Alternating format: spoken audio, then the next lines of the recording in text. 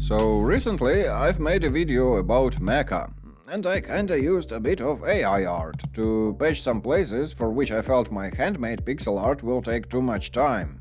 I've received a bunch of angry comments about that, and at first I tried to respond to them. But soon I realized that the topic is so vast and controversial that I'd be much better off just making a separate video about it. Which I did, and which you are currently watching. I wanna begin it with a little prelude and propose you to travel back in time for more than 200 years. So buckle up, the year is 1765, the place is England, the man is James Hargreaves.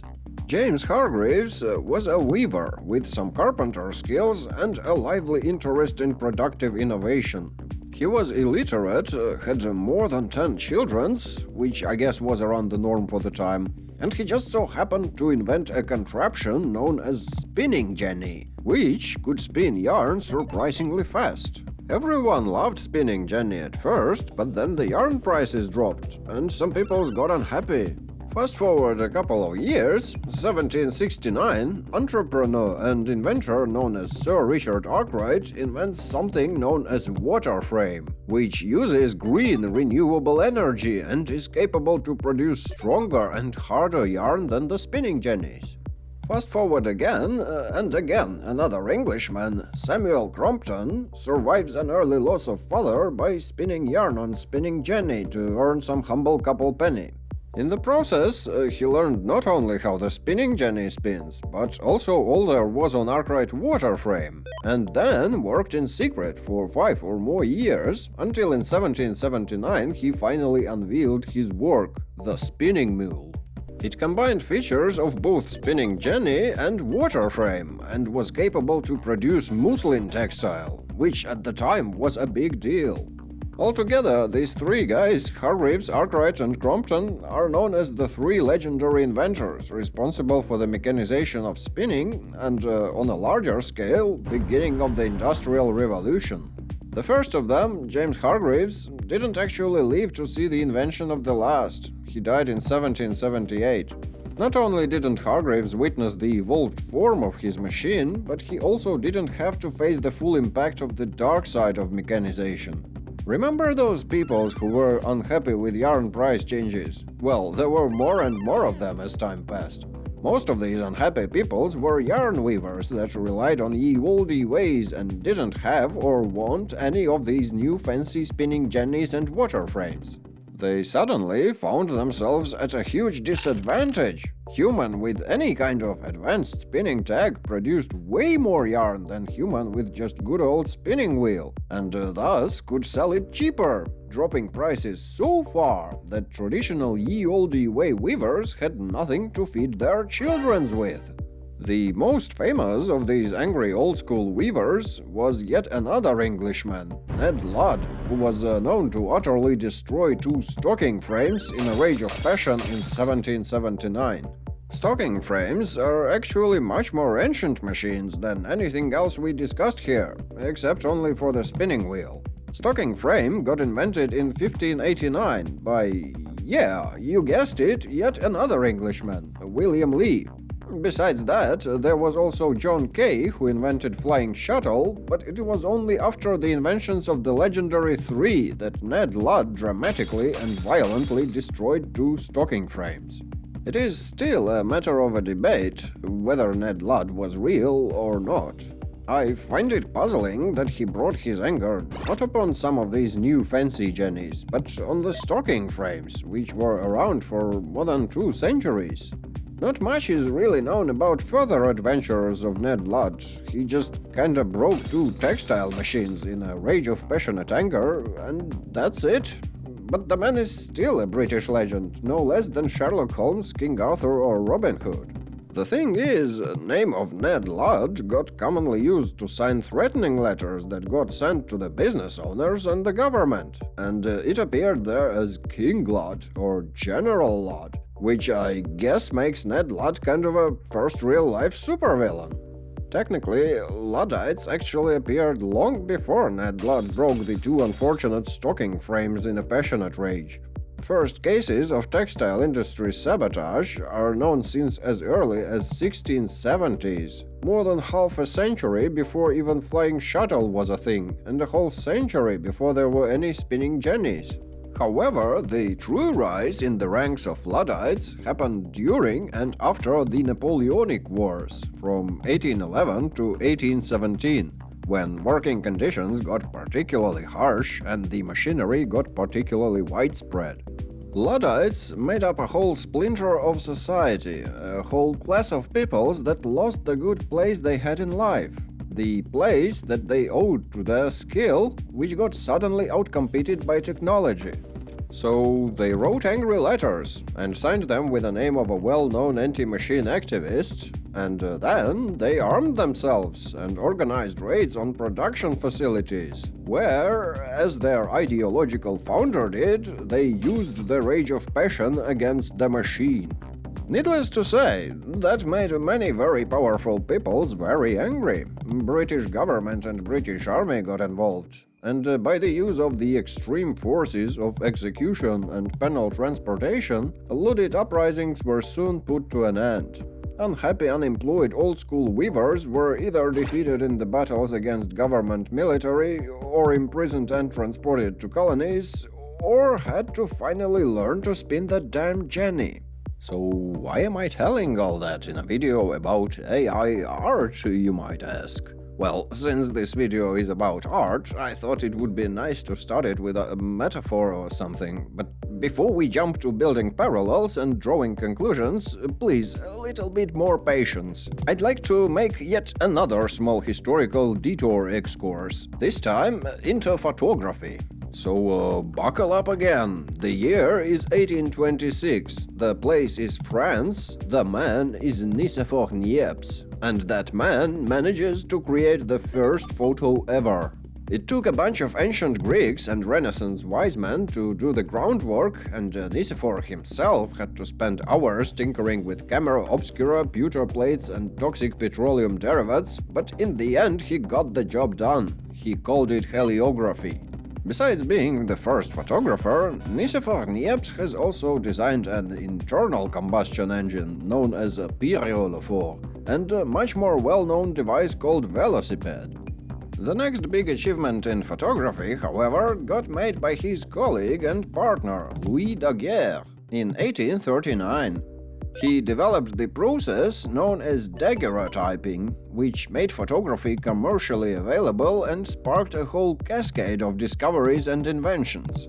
After Daguerre, some breakthrough in photography happened at the very least every 10 years or so, and they still keep happening to this very day. The way from heliography of Nicephore Niepce to your average smartphone with camera was long and tortuous, and it brought many ripples along the way. For once, drawing portraits was like bread and butter for most artists in the middle of 19th century, and photography was a spinning jenny that made the job way faster. However, no movements of anti-photo Luddite artists emerged.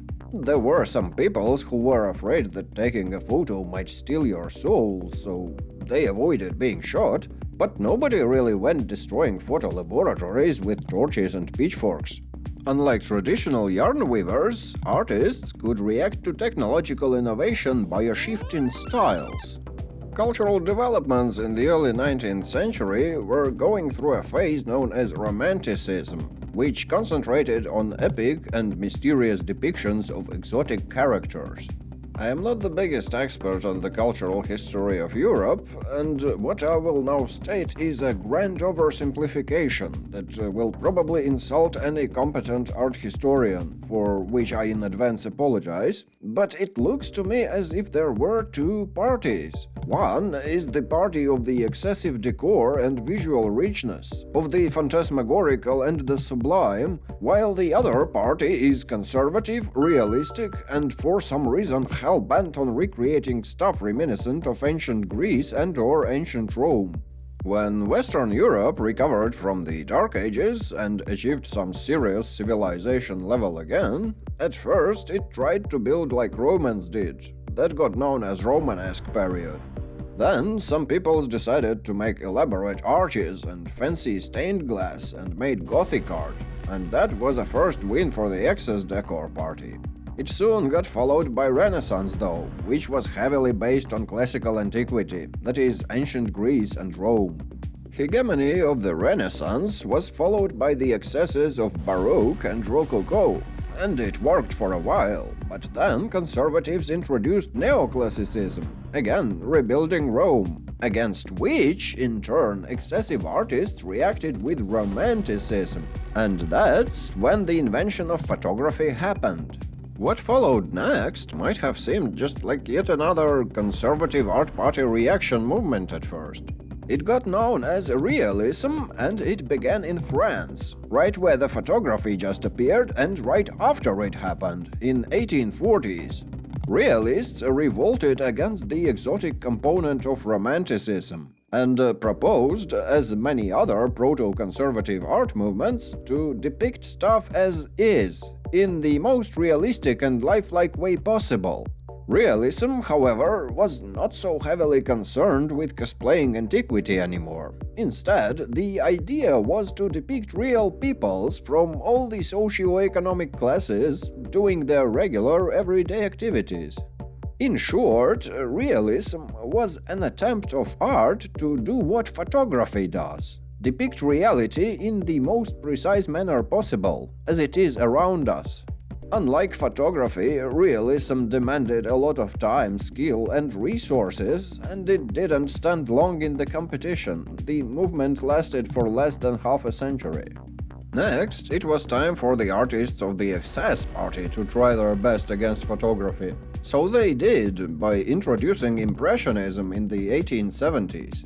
Impressionists didn't try to copy the downright precision of realists. Instead, they competed with photography in speed.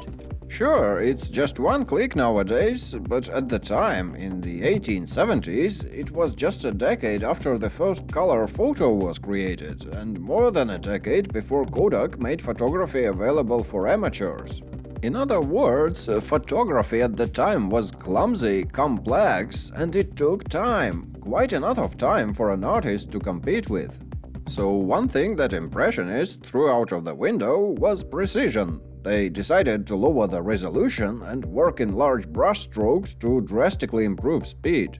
They also decided not to do the line work and just drew with color however it came. Most important of all, Impressionists took on the noble mission to compete with photography in what it was the best: catching light, making, as to say, an impression of light. Proper impressionist is very picky about the time of the day when he or she works, to get the specific illumination effect of sun at certain angle and with certain color temperature. That was why Impressionists really needed to work quickly. Some views only last for like half an hour or less. Impressionists, however, also did not outlast photography. The movement mutated into post-impressionism and then more or less ended with the beginning of a new 20th century. Impressionism, however, was not the only artistic response to the photography at the time. Some other artistic peoples, for example, tried to use a deep, emotional, personal dimension that was unreachable for photographers. These were known as the Expressionists. There were also those who tried to escape the realism of the photography in the hardcore old-school excess party way and somehow reanimate the romanticism. Those were known as the Symbolists. Then, in the 20th century, some sort of niche partitioning happened between photography and visual arts. Photography held on by its title of being just the best in depicting reality as is, while arts generally drifted away from that task in all possible directions. Many concentrated on simpler geometrical shapes and interior decor. Then there were Picasso and Dalí. Some thought art might have died several times, but more or less, not only art survived into the modern days, but it also still keeps evolving and diversifying. Recently, however, the balance between photography and art has been shaken yet again, and once again by technology, this time by the emergence of the so-called AI art. It sparked quite a lot of controversy, much of which is still ongoing, but I'd say by now, in 2025, dust has settled enough to see the general contours of the impact. So, first of all, what, in essence, is this AI art? Well, it is a product of a machine which was exposed to a spectrum of datasets and was taught to produce similar results. This machine can recombine the ideas it is familiar with to create some new, previously non-existent picture, or text, or music, or video, or whatever, and it takes this machine from seconds to minutes to do the job. How does this machine do that exactly? Some still suppose that AI art is something like an automatically generated collage, but it is actually nothing alike, if we speak about diffusion-based models that are the most widespread strain these days. If we speak about diffusion-based models in general, first of all, it is important to note that the system does not exactly remember the pictures it learns on. Through a complex mathematical process, it decomposes the input picture of, say, a horse or a sheep into a pile of noise, then recreates it back, and afterwards only remembers the essence, the specific combinations of neural pathways used to construct and deconstruct horse and sheep, as well as some farm animal in general, as well as, in my case, how to pixel art, but the system does not really contain any pictures of horses or sheep used for training. The combinations of its memory neurons might be responsible for the specific shape, color, pattern, or interconnection of the elements, and when AI does art, it kinda recombines those shapes, colors, patterns, and the rest of the stuff that it was taught through that technique of gradual noise reduction, as if pulling the picture out of the thick electronic fog. The known cases of AI almost directly reproducing some particular artwork are usually the result of overtraining of the learning set containing too many samples of that specific artwork or its variations and derivatives. So, in general, as long as you keep your AI on a rich and varied diet, it will not directly copy anyone. Instead, it will create something new from the general basic elements that it knows. That is actually very close to how humans do art. The main difference I really see here is that artist needs days to weeks, impressionist might get it done within hours, a rough sketch can be made in a minute or two if you know what you are doing, but that's just a rough sketch, and the machine will produce a whole spectrum of new masterpiece great paintings by that moment. I mean, imagine that you need to produce some graphonium for a computer game, and you can either hire a crew of artists for several months, or one AI prompter for a week. And imagine that you are on a budget. And that's not just some theoretical dilemma, it is what's happening on the visual product market exactly. A lot of artists, designers, animators, and other creative people suddenly find themselves spinny-jennied out of the job. And they have been very vocal about it in the internets in the recent years. In fact, I don't remember anything involving so much online activism since the times when BLM and Fight for Equal Rights for All Genders were all around. Creative peoples that are angry at the machine are generally responsible for the dominant point of view that quite a lot of general audiences at the moment shares about the AI art. That it is both harmful and inferior to regular art, as well as that it is an unethical theft. They insist on calling it generative imaging and always make sure to put AI art in quotes when they discuss it in writing. While I wrote script for this video, I've launched a little quiz poll on my channel to find out how my subscribers feel about AI art. I'm not sure if the results are reflective of the larger population, but it turned out that just a tiny fraction of my subscribers already spin the Jenny themselves and like it. Close to them in numbers are people tolerant to that, well, as long as Jenny spins good and not too much. More than two-thirds of peoples picked the cautious, skeptical stance, and almost quarter of all, more than double of all the AI art users and supporters even combined, turned out to be the radical opponents, the ones that probably either support machine-angry creative peoples or are such peoples themselves. To those peoples, first of all, I'd like to say that Hardcore Sci-Fi channel is gonna stay primarily pixel art based for the foreseeable future, so please don't panic and unsubscribe. Second, I'd like to note that my quest here is not exactly to defend AI art. In this video, I'm trying to analyze its impact and make some rough predictions for its nearby future. If anything, I am actually an artist myself. All the pixel art you see in this and my other videos is hand-pixeled by me, and what I can do is not limited to pixel art. I never actually got any special education in arts. In university, I studied medicine.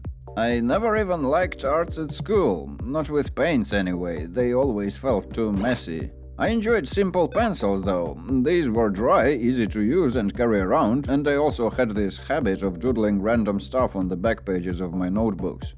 The first time I really got into some visual creativity was around my teen years, when I used to hang around at the local photo club with some friends. I've spent my fair share of time in the red lights with toxic chemicals and even accidentally fixed several Soviet-era mechanical cameras Loma Smena 8M. These were the cheapest and the simplest of them all, and there was a pile of broken ones at the club, which I deconstructed to understand how they work. In the process, I realized that most of them are broken in different places, and if I scavenge some details from the lost ones, I can bring some chosen ones to life, which I did.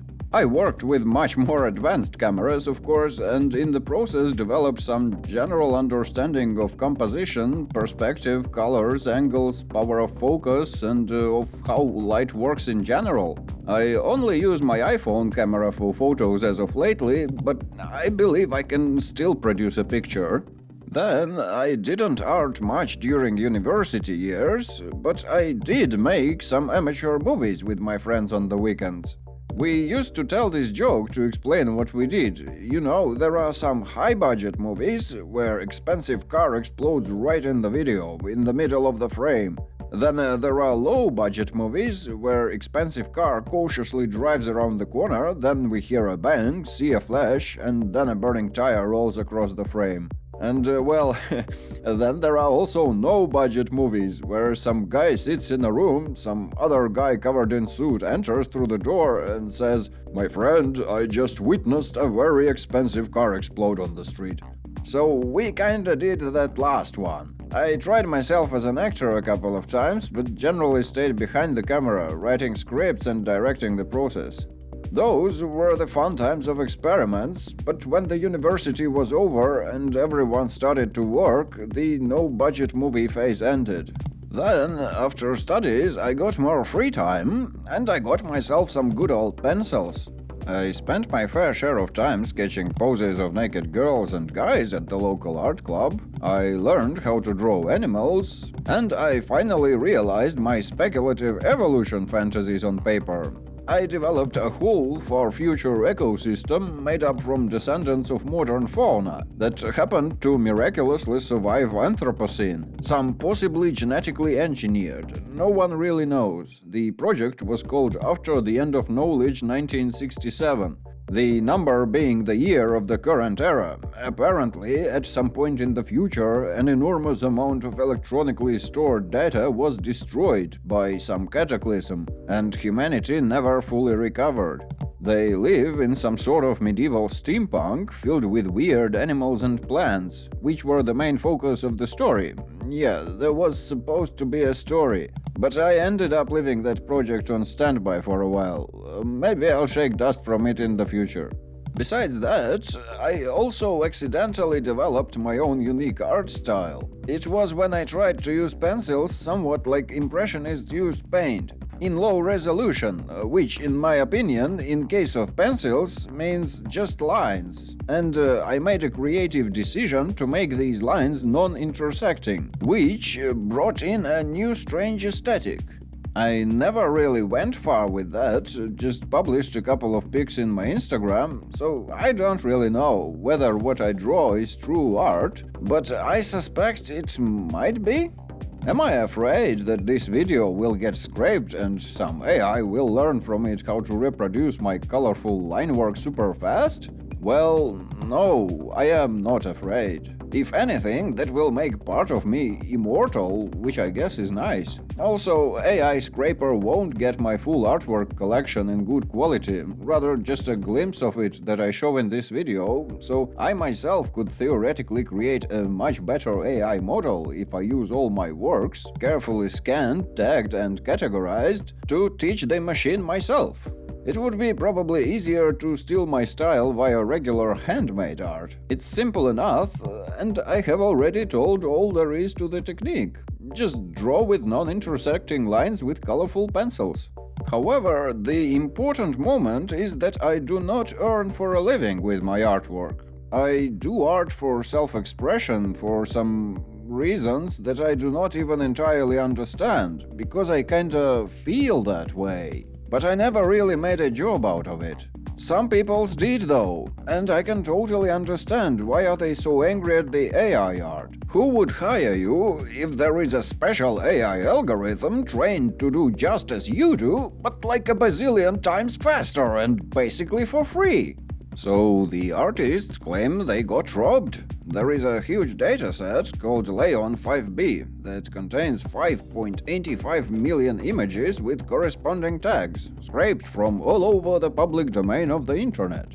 It is quite possible that your own pictures are there. Leon 5B is kinda intended for research purposes, which raises an important aspect of consent. I don't know, in medicine these days, peoples have to give their consent if researchers want them to participate in whatever study they designed. I guess the same might be true for the art, but artworks are not exactly people's and do not have the same rights. It is a separate question whom these rights really belong to. Is it the author? His living relatives? Maybe the current legal owner of the physical copy of art? Or maybe the peoples who bought NFTs?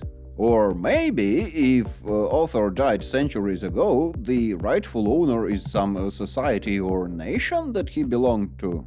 Sadly, in reality, nobody even bothered asking permissions from whomever, and a lot of different AI models irreversibly made their research on all of the 5.85 million pictures, and you know what happened next. AI got used for commercial purposes, which is different from research.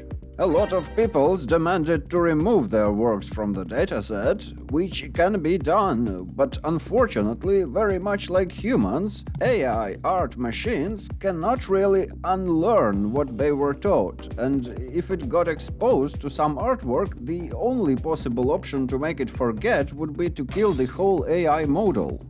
The dataset is still out there. There is a bunch of lawsuits going on, but none have yet managed to create any serious obstructions to the development of AI art so far. The good news for the worried artists is that anyone can check out whether you are in that dataset or not, and prohibit further use of your works there. It appears that hardcore sci-fi pixel art was not yet introduced to the machine, just the hardcore Henry. In all that, there's an important moment I'd like to emphasize. AI does not exactly have reproducible memory of each and every work it was educated with. Instead, it has some abstract, generalized understanding that it had deducted from these learning samples. It has research results, if you will. What would you say if there is a person extremely talented who just so happens to be capable of learning and copying other people's styles perfectly? Would we seriously accuse anyone of being too good at learning by observing something that is not hidden from the public eyes in the top secret folder? There is actually a very good example of that in pre-war Russian literature. Writer Vladimir Sorokin proved to be a genius copycat and made whole books out of reproducing styles of famous Russian writers, such as Dostoevsky, Tolstoy, Chekhov, Platonov, Nabokov, and many others. Does that count as art? Well, yeah, it is horrifyingly well executed. Sorokin also puts his own bold twist to every copy, and his art left many people angry. A sign of good art, if you ask me. In general, that is actually how all artists learn art. They draw either from reality or from other artists' works. They observe, learn shapes, textures, colors, and perspective, and then reproduce them in a new manner. The thing with the artist is if he or she is not hell-bent on reproduction of some particular other artist or specific style, creative process usually ends up with recombination and refinement of the best from the artworks that artists learned from and from what artists had to live through. That is how the new styles get born, melting many other styles that you can reproduce and forging them into a new approach that you both enjoy and are good at. Quite a lot of what I believe about art comes from the books of Mr. McKee, as well as Still Like an Artist by Austin Kleon. For those who got worried by the title, no, the book does not justify breaking copyright laws. Rather, the core message is the following. Nothing entirely new can be created. Everything is just a recombination of pre-existent elements, and it is just a matter of choosing and arranging them that creates the art. Steal from one, and yeah, they will call you a plagiarist. But steal from 1,000 and improve on it all, and they will call you a genius. You can't build art from nothing, and nobody can. Every artist that ever existed had to learn from the pre-existing artists. Photography learned a lot from art, and art learned a lot from photography. Renaissance learned from antiquity, which learned from all over the Mediterranean, and that chain probably ascends all the way back to the very first crude attempts of Paleolithic peoples to depict something important, like, say, a hot woman with really big boobs. At some point in my teenage and university years, I researched the theoretical part of Buddhism, and these guys believed that there is such thing as Dharma. In one of its many meanings, this word signifies basic units of information that we receive from the world, in the same way as we see light or hear voices.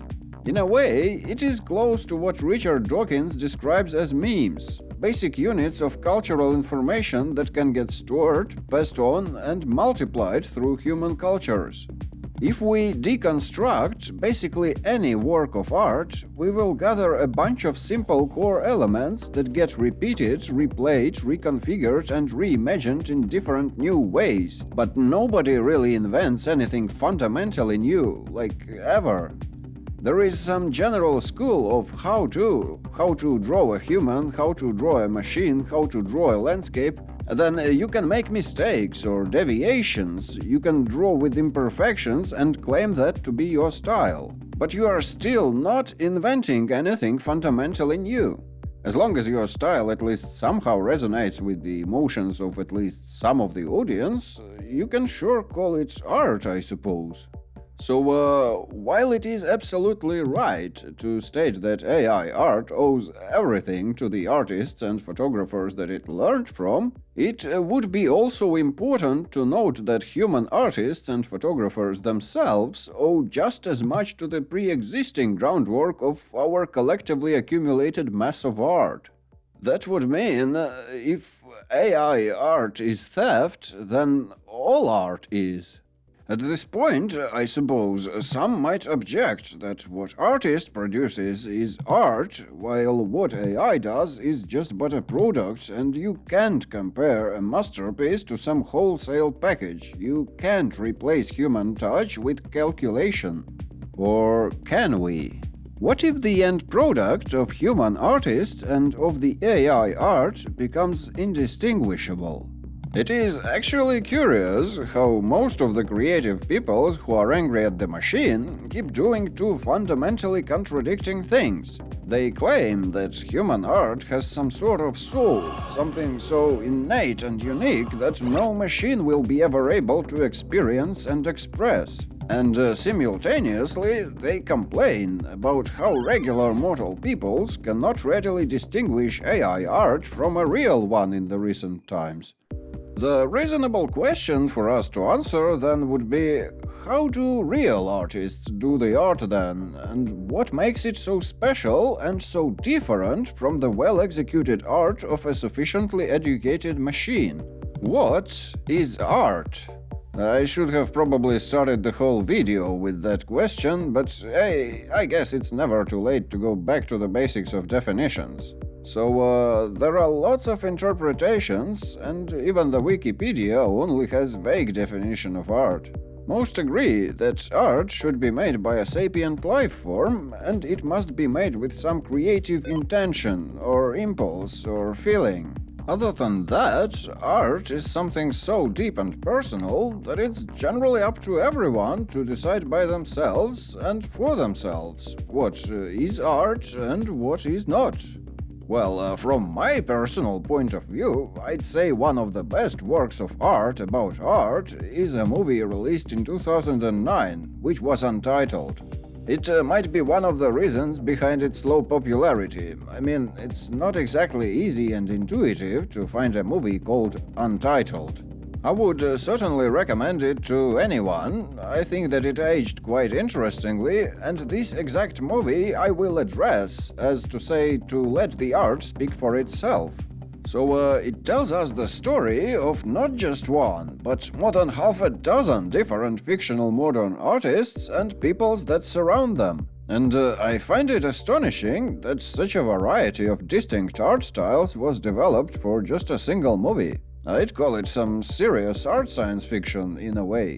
The protagonist, Adrian, is a musician who does not believe in harmony. Adrian creates highly dissonant works of musical art, performed with the objects that are generally not intended for that. His music is a sort of anti-music, a protest music. We also get to meet Adrian's brother Josh, who is a one-trick pony. Josh has discovered certain abstract style and got good at it, but never went beyond its limits. He is commercially successful because his works are inoffensive and fit the interior as well, but they are not displayed at the museum, which makes Josh suffer. There is also Madeline. Madeline is a dealer who excels at selling art, but also an owner of a gallery. She values art for what it is. She obviously loves art and is ready to go a long way to protect and cultivate what she deems to be the true art. We also meet Ray Barco. Ray Barco is an artist who uses shocking and unsettling combinations of taxidermy and household items to create some sort of disturbing indoor sculptures. Ray Barco is a man of visions, and he doesn't really do the job on his own. In fact, when he tries to get involved in the process, he ends up messing it up, and is probably only good for new ideas. Nevertheless, he is good at these ideas, and for a while his works sell quite well. One more artist we meet is Monroe. Monroe is a radical conceptualist. You could easily mistake his artworks for some piece of garbage if you weren't warned with a special plate that it's art. Adrian refuses to perform his anti-music in one space with this non-art. Josh gets outraged that Monroe kind of art gets displayed in the gallery, while his abstract paintings just get sold. Madeline believes that what Monroe does is true art after all, and does all she can to protect and assist that kind of art. Who of them would be right? Would you consider Monroe to be artist? Would you say that about Ray Barco? Is Adrian himself a true musician, or just a weird guy who composes complex sequences of bucket-kicking and otherworldly holes? I'd go even as far as asking that same question about Josh. Can we call a true artist somebody who is only good at reproducing variations of one art piece? The thing is, if we call an artist any of these guys, we must as well count AI prompters as such. After all, that is exactly what prompter invests: an idea, a general description of how the end result should look like. And like Josh, prompter can refine and reproduce one art piece infinitely, if necessary. You can of course input some very short and simple prompts and still get a generic but quite decently looking picture, if you are working with some advanced modern-day AI. In the process of processing your simple prompt, however, machine will have to enrich, upgrade, and rewrite your sentence into a paragraph or two, which will give better results in the graphical processing. The thing is, you can actually write the whole paragraph yourself, or maybe even 2 or 3 of them, which gives you an immense amount of control over the creative process. You can regulate any piece of your picture in any way you want, and you can make dozens of samples to choose from until you get exactly what you want. How do I know all this, you might ask? Well, the thing is, I've dabbled in AI arts myself recently and learned a thing or two. Just half a year ago, I actually was one of these creative peoples angry at the machine. I presumed that AI art is inherently bad, ugly, inhuman, and might doom all artists to extinction if we don't immediately fight it with fire to the very death. Then I decided to organize a surprise quest for my girlfriend's birthday, and I needed some custom-made postcards for it. I quickly found a service that does it right around where I live, and then I decided to try that AI art thing maybe. You know, to achieve more postcard-grade results than I can quickly do by hand or via pixel art. And you know what? It was super effective. Not only did I save a bunch of time, but also got some cool pictures. Like, check this out, here's me in some future cyberpunk city or something. You know, one more creative hobby I haven't yet mentioned is writing prose, and science fiction prose in particular. I've got a huge unfinished and unpublished set of epic hard sci-fi stories and novels in a setting with a working title Kesslerpunk. I was certainly always better with words than with visuals. At almost all times of my life since teen years I produced some sort of prose on a regular basis. So when I first tried doing AI art, it felt like that I was geared up with some art mecha that can convert my text skill into visual skill directly. And well, I decided to explore that curious opportunity. After I was done with quest postcards, I started experimenting. At first, I just tried to produce a portrait of my girlfriend, with some cute clothes or in some curious fantastical role. I didn't use her exact photos, but tried to make the most precise description possible. Soon, I learned that while AI somewhat understands human language, it only speaks its own dialect. While I was figuring how that damn dialect works, I have unexpectedly produced a bunch of portraits of adorable young ladies wearing all sorts of phantasmagorical clothes and accessories. There were so many that I had to start deleting the worst looking of them and soon introduced some sort of natural selection. I made a batch of what could have worked, selected pictures that really do work, mutated them several times, updated the prompt, made the new batch all over again, mutated again, and soon I kinda felt like maybe I can be a fashion designer or something. Was it a mere product that I was making, or was it some kind of art? I don't really know. I mean, all these pretty ladies are not just sets of random decisions made by the AI. On the contrary, they are composed of elements meticulously handpicked and described by me. The shape, the color, the material, the placement. Creative drive of the machine sometimes surprisingly helps to improve on the prompt, but it can as well misunderstand and mess it up.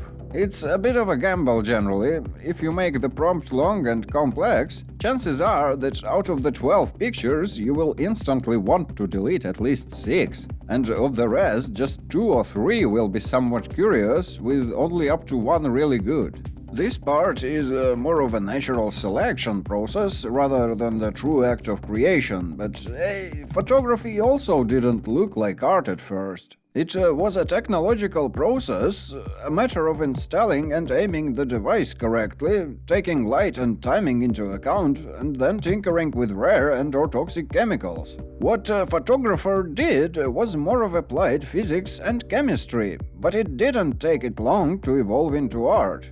Both photography and art have actually relatively recently suffered a shift of internal balance that was somewhat similar to AI art, with the introduction of digitalization and graphical software a couple of decades ago.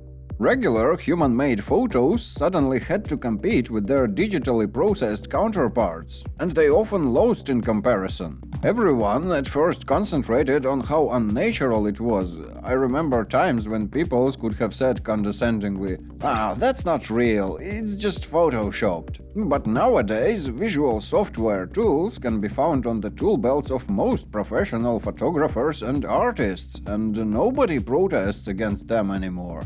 I believe AI art is gonna be one of the key tools on the toolbelts of creative peoples of all sorts in the nearby future. And that future is way closer than many suspect. But before we get to that, I should probably mention the common objection against AI art that states that it's not really a tool, since tools are not supposed to be able to learn and to create. That is the job of the artist. I definitely agree that AI art brings in much more than prompter bargains for. It sure does a lot of decisions on its own. This proportion, however, can be shifted if necessary by overloading the machine with long and overly detailed prompt. But even if we use a very simple one, is it really so awful to have a tool that can draw by itself? If some old-school historical painter met a modern digital artist, he would have surely said that separating picture into layers and creating all possible colors without wasting paint is some sort of insane cheating or something. Creators of the Stone Age sculptures probably would accuse Renaissance artists of being evil soul-stealing wizards. Tools get better as time passes by. That's a tendency that stayed true for millennia. And now, it seems, we have a graphical tool that can do almost as much as human given just text as instruction. So, nobody can predict futures, of course, least of all some random sci-fi YouTuber, but I would make a bet that AI art will sooner or later drive purist traditional artists to the brink of the extinction, because of the outstanding advantage in speed. When exactly will it happen, however, is unclear. The main problem and limitation of AI art nowadays is its legal status, as well as the fact that it's impossible to copyright. I have compared AI art to yarn-spinning contraptions, photography and graphical software, but from a legal point of view, much better analogy could have been various technological innovations that rapidly entered our realm in the recent decades and caused troubles for the laws, such as vaping, scooters, cryptocurrencies, CRISPR-edited babies and self-driving cars. Some of these things are still in research phase and haven't yet entered the market, some of them are banned in some countries while are legal in the others, and in many countries there are still no laws at all for some of these things. It's a lot like an arm race of technology versus governments. Technology is developing rapidly and laws are sometimes slow to catch up. As a citizen of Europe, I'm kinda used to that. It always takes time to make political change here. There's a bloody war going on for a couple of years on our borders, and we haven't yet managed to solve even that, so I guess the proper legal regulation of AI art might yet take time. It will come though, sooner or later, as it comes for every innovation that stays around for a while. I remember times when Bitcoin was some sort of risky gamble investment, but these days it is more or less generally accepted and widely used currency that will be probably soon available in banks worldwide. These things brought Wild West on the streets when they appeared, but now they are heavily regulated and are even outlawed in some cities. Law is slow, but such is the law, and sooner or later it will catch up. In countries that run on precedent-based law systems, in a couple of years there will be probably enough precedents to work with. And in the code-based countries, in possibly around the same time, the necessary laws will finally get established and enacted. I won't attempt to predict how these laws will look exactly and which shapes will they take in different lands, but if they will solve the issues of author's consent and compensation for use of his work in training AI, I believe AI art will enter our public domain heavily and in more ways we can currently imagine. Here's one crazy idea, for example. Ghana bootleg movie posters. These African peoples had access to the technology of a traveling cinema truck that could reach even very remote villages, but they didn't really have advanced typographical industry, so local creative peoples hand-painted posters for the movies themselves. They were commonly not even familiar with what the movie really is about, and let their imagination run wild to fill the gaps, which sometimes led to the impressive results. If that's not art, I don't know what is. Now, imagine an app for cinema which takes its time to contact poster authors and make a deal with them. I suppose many artists might agree to sell some rights on some of their old pieces to get some new monies out of that. That would solve the ethical issue. Now, if you educate AI on these arts, you open up a curious opportunity for regular cinema visitors. Imagine that. You can skim through the regular movie posters on the list, or you can get them all in crazy Ghana bootleg poster style. Maybe you want them all to look like Ghibli or like 90s Disney. Well, it's a matter of whether the owners of the art styles consent to educate AI on it and get compensated, and it's not just about movie posters. The design of the future will be probably personalized to a very high degree. In a way, we now receive personalized ads, YouTube recommendations, and the such. You probably won't even have to tinker in the settings section much. If you allow it, the system will take notes of the designs you prefer and the art you find stunning, and will start generating in that direction. So, what is left to an artist in a world like that? Among the many arguments of creative peoples that are angry at the machine, there is one that I find particularly strong and which I agree is a very troubling problem. That is, when we speak about the upcoming generations of artists.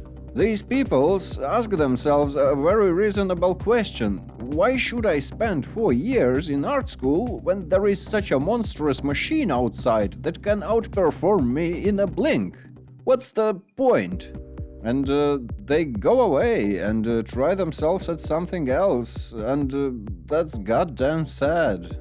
Well, not all of them are like that, of course. Some join the ranks of the angry and try to protest, prohibit, inhibit, cancel, sue, besmirch, denigrate, humiliate, and destroy AI art in all the other possible ways. Some artists already counteract AI by placing some electronic defenses on their works, as well as there is a technology that allows you to poison your art. Like, if AI illegally learns on too much of it, it starts seriously malfunctioning.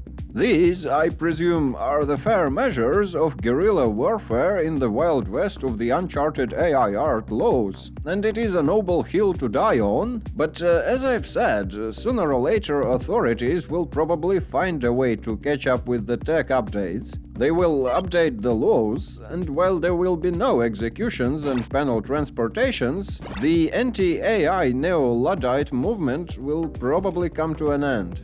However, I believe artists won't go extinct entirely. Rather, art will have to change once again. I think a reasonable question for artists to ask themselves these times is, am I in it for the monies? If your answer is no, then nothing in particular changes for you actually. Yeah, there is a new tool on the market, you can try to use it, or you can just plain ignore it and keep doing whatever you used to do for art. When spinning jennies and water frames appeared, some of the old way hand weavers didn't go to work at the factories, but neither did they join the Luddites. Instead, they decided, it's not just for the monies, I do it because I love natural yarn. This strain, in one shape or another, has successfully survived to this very day. In fact, one of such peoples actually lives in the same room as I do. That's my girlfriend.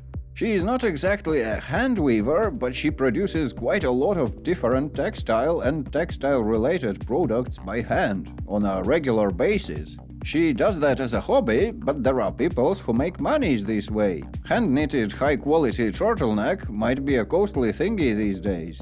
I guess a lot of art will live on this way as well, as handcrafted, more personal items. In general, however, if your answer is yes, I earn monies for a living with art, then the bad news is that it is probably going to become progressively harder. Art industry will be getting more and more automatized and will need less and less peoples to function. Graphical AI is actually not just for drawing anymore already. You can use it for upscaling, expanding the pre-existent picture, slowing down video, cleaning the noise, cutting out human figures and rotoscoping, making peoples look younger or older, and that list is only going to expand as time moves on. Human-made art on its own, as it is, will probably not stay competitive with AI art where it really matters, in our electronic informational space. Given the advances in 3D printing, maybe even in the real physical world as well. But the good news is that any artist will be free to try spinning the jenny in addition to what he or she already creates, and see how it works out. It costs monies, but not much more than your average streaming service or graphical software tool subscription. You can feed the machine your whole accumulated archive of works, and through that kinda insta-copy yourself with new prompts. But even without such a luggage, basically anyone can become AI artist. It's just a matter of how good you can describe your vision with a language that the machine understands. Unlike photo camera, AI art is not limited by the real-world things you can point it on, and neither is it limited by what you can technically draw, like in case of art. Instead, the limitation is what exactly you can imagine and how good are you at putting that in writing. That, I guess, is one of the main problems that angry creative peoples have with AI art, that they will have to learn new skills to stay competitive. It seems the artist of the future is going to have to be also a bit of a writer and a bit of a coder. These are skills that most artists probably don't readily have, but these both can be learned, in the same way as art itself can be learned. Check out how my pixel art looked 2 years ago. In the same way, you can improve writing, enrich vocabulary, learn the keyword combos, and possibly even develop some new art style out of that.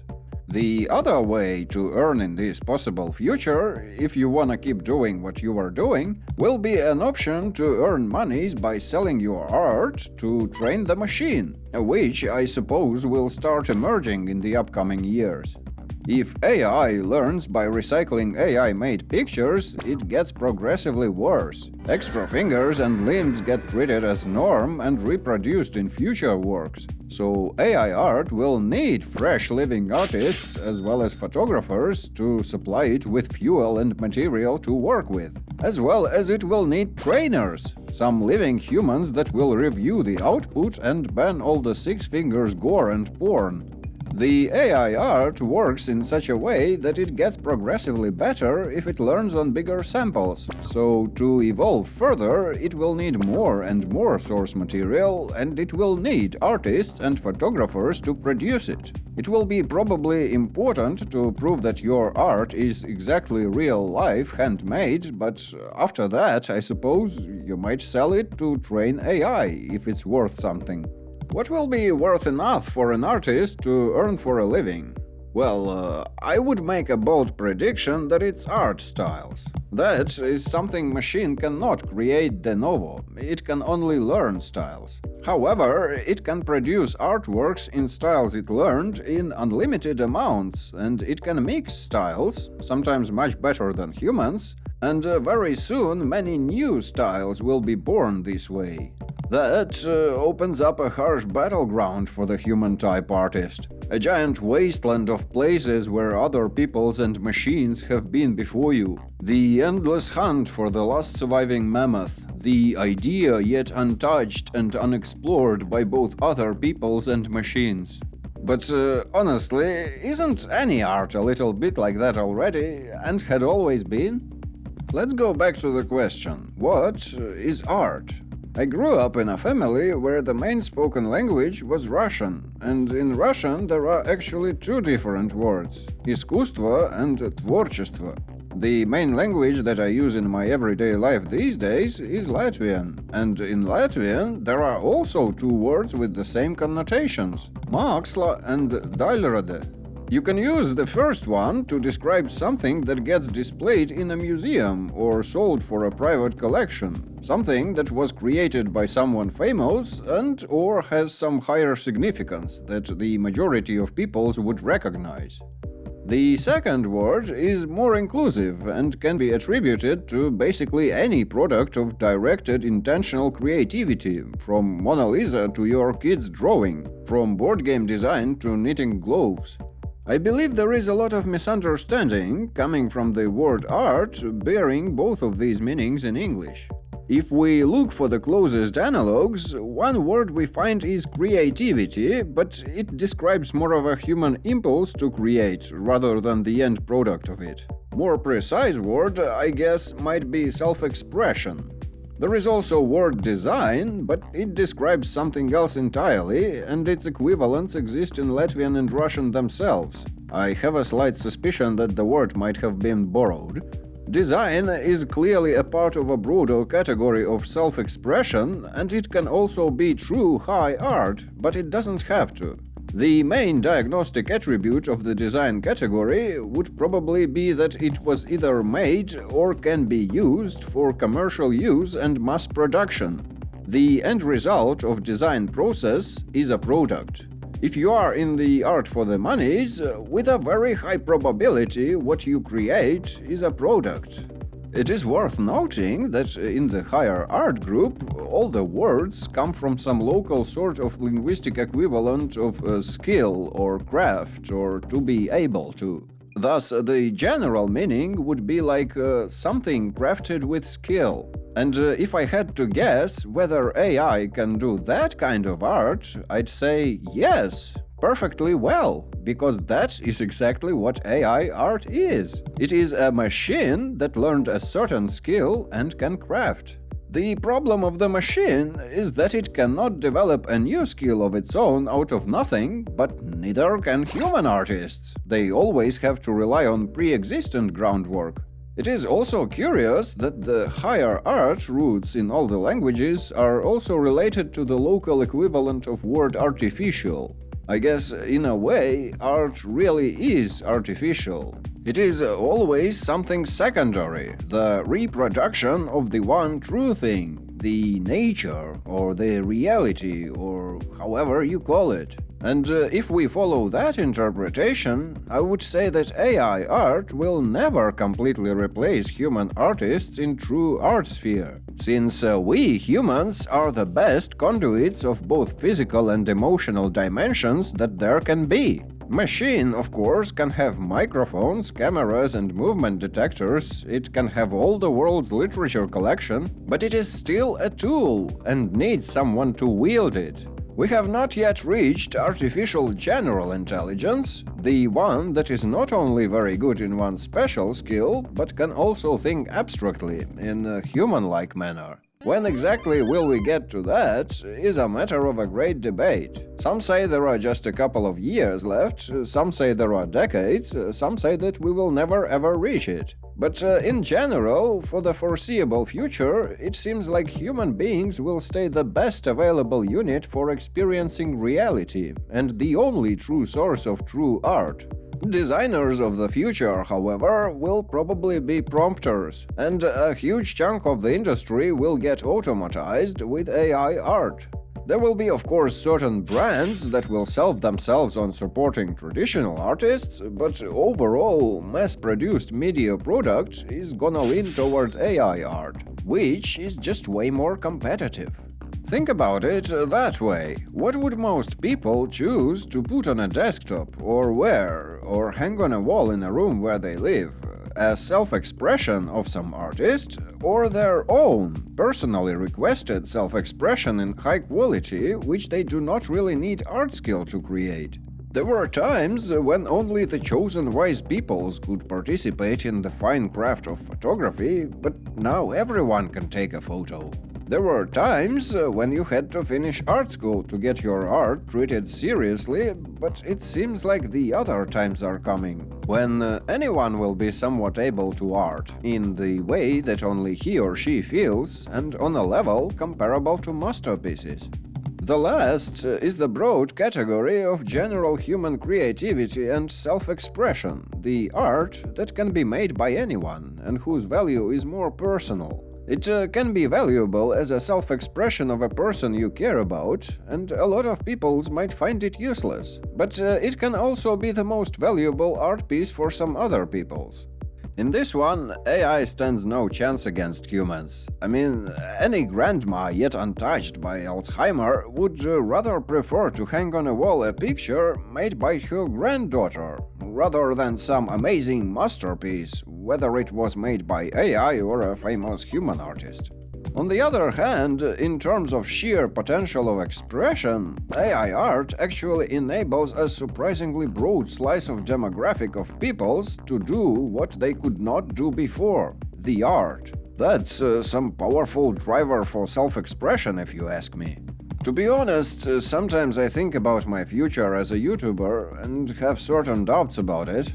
I mean, since we can already use prompts to get ourselves text, music, pictures, 3D models, and short videos, we are just several steps away from the times when we will be able to purchase a randomly generated movie with say, a biopic story of some person, or generic 90s action movie, or some fantasy adventure with specified magic rules, or the brand new Kubrick-like masterpiece, or the new Pixar-style animation, or all the elder text of Lovecraft as horror series. At that point, I will probably hang my YouTube goggles on the wall and try to do something else, or maybe I'll try spinning that new AI movie, Jenny. I don't know, I will probably think of something by that moment, and maybe I won't even live that long. That moment might only come with the emergence of the artificial general intelligence, which some predict in years, but most agree that it is probably at the very least decades away, with a side note that it might even never happen at all. But hey, when you discuss AI, it is generally counterproductive to use word never. So are we gonna enter the new golden age of art when this general AI comes? Well, yeah, there are all chances we can. On one hand, act of creation will be easier and more accessible than ever before, and everyone will be able to create his unique blend of art in any genre or style. On the other hand, a lot of peoples might suddenly discover that they are way less unique than they used to think. Competition for the right to be noticed and discussed will become harsh, and it might as well become a crucible that will produce many new talents. The artists that will decide to walk their harsh handmade path will probably try to create some unique art that AI cannot reproduce, which can also lead to sparkling a lot of new interesting names and styles. In such a future, true work of art is gonna be seen in a very different way. In fact, it is not gonna be seen by most. Anyone who will see it will be able to learn from it and reproduce it. Instead, genuine art is gonna get stored in secrecy and will be only available for training AIs that author of that art agrees to cooperate with. If artist is gonna earn for some serious living in that future, he will have to come to terms with the fact that his one and only direct audience will be the machine.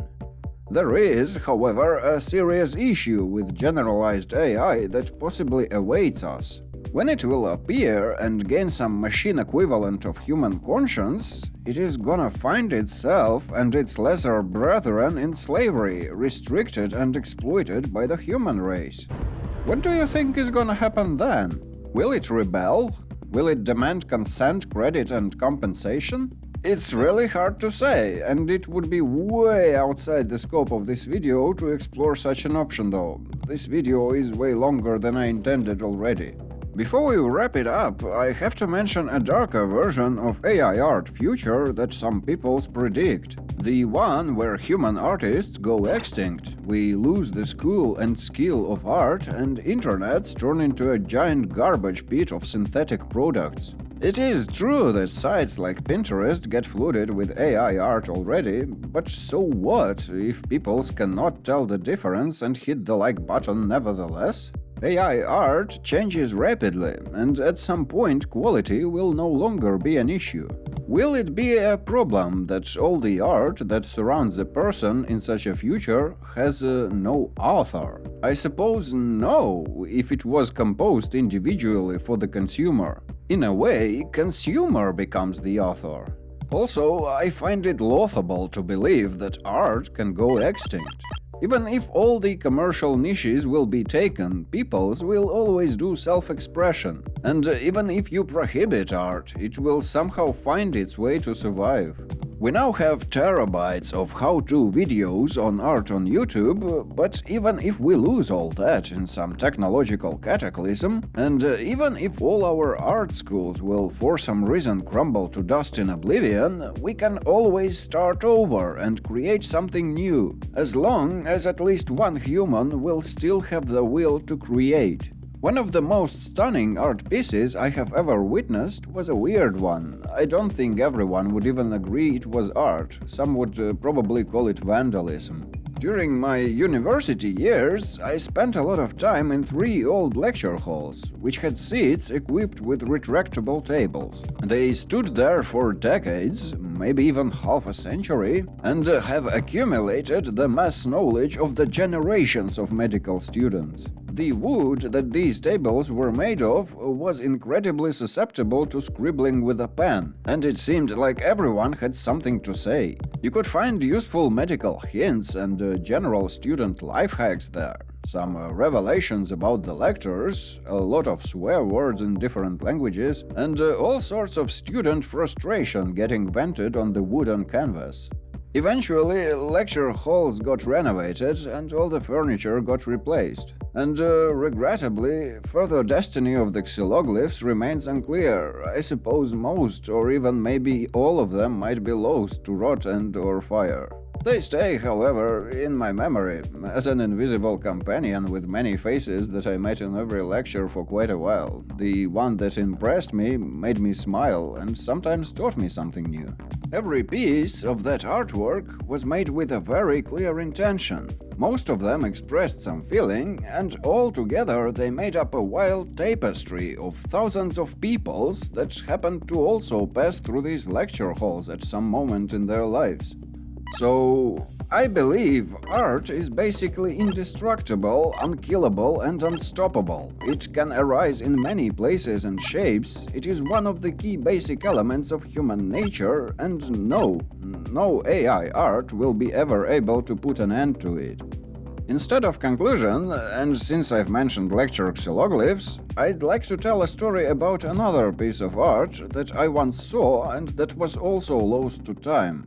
That piece of art was actually the one that had impacted me more than any other art ever in my entire life.